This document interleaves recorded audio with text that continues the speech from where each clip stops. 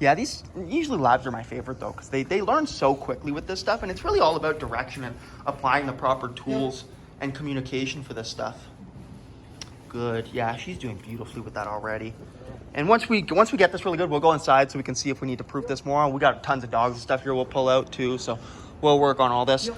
I like to start here though, because it's like a lot of times we'll do this and we bring a dog out now and you won't see the same reactivity kind of thing, right? Because now she's got some control over herself, right? She realized that you have some physical control, something that's actually meaningful for her besides just not having food for her. Good stuff. She's avoiding it beautifully now. There's no more escape. And again, we call that escape avoidance. She learned to escape it. Now she's learning to avoid it. And we teach all of our commands with escape avoidance. So if we want her to sit, first we apply that pressure up. She sits, we release the pressure. And then we come to a stop and she just sits on her own because she knows she's avoiding that leash pressure, right? And we'll attach our commands to that too. Just like our down command. Does she know a down command, like a lay down command? Or perfect. She's good with it? She holds it well, or depending on the situation probably, I guess. Yeah, and that's where we can use the prong collar to set some of that up. That's good. Yeah, that's awesome. Go ahead and reward her for that. Oh, nice. Yeah, there you go. That's fantastic. Yeah, we won't work too hard on that down or anything right at the moment, but we'll kind of get into that maybe once we go inside here. Just walk around with her a couple more times here. If you want, you can pass it off to Ariel there and she can give it a shot too. Give it a shot. Why not? Why not?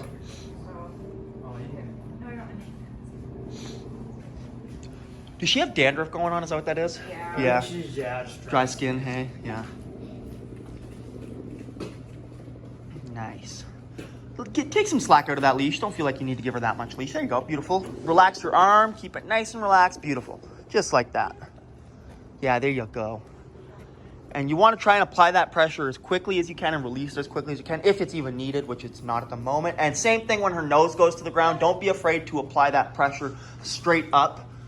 Again, wherever the leash points is where that nose is going to go and where her body's going to go. So if her nose goes to the ground, you're going to put that leash straight in the air. If she wanders off to the side, you're going to point it to the other direction.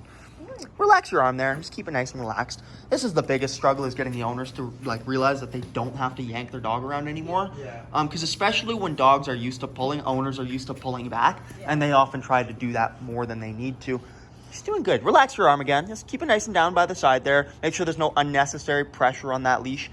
We only want prong collar pressure when we're trying to communicate with her. And when I say communicate, I mean asking her for a sit or turning with her. Good girl. Yeah, she's good with that, hey? That's nice. And see, this is where positive reinforcement has its benefits, is you guys have really strong commands like this. But it's like, what we want to get to is proofing these commands so you can, walk away from her in a down. Bring a dog into the room while she's in a down.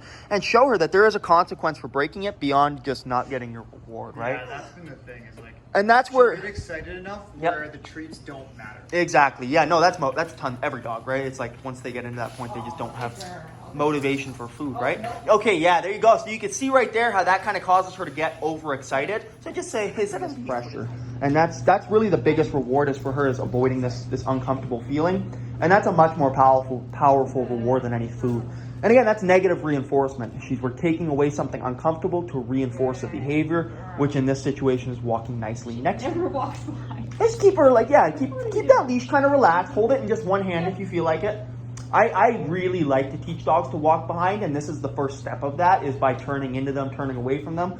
And again, we're getting her engaged with you without bribing her for that engagement. She's focused on you because it's actually, you're actually kind of meaningful for her now, right? You're relevant to her because you're controlling that pressure. Nice. Just say heel and keep walking with her again. Yep. Beautiful. Just relax your arm there.